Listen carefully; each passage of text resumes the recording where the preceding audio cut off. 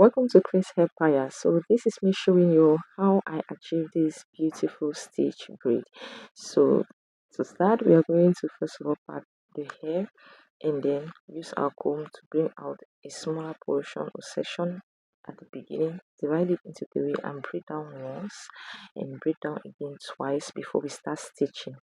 So this hair I didn't stitch it like I would do normal stitch braid and feed in the hair because her hair is very thick. So we start braiding and feeding once. When we braid we stitch and feed. But this is not how I did on this hair because her natural hair is much. She has much hair.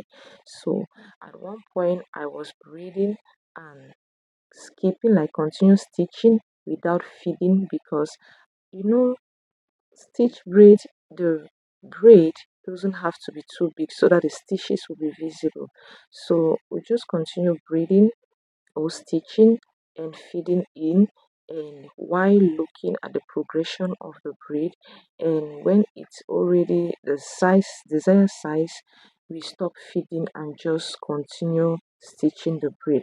Like now here, I think this is the last time I was going to fit in, and then I'll continue braiding. And if you are still struggling to braid, or you don't yet know how to braid like very well, I have other videos on my channel teaching you how to braid. And observe my middle finger and see where it sits.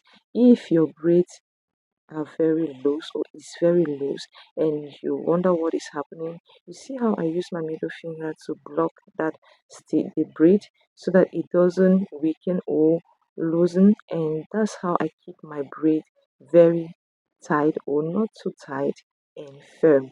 So guys, if this is your first time coming on my channel, you're welcome, and don't forget to subscribe, like the video, turn on your notification, let me know where you're watching from, and what do you think about this video.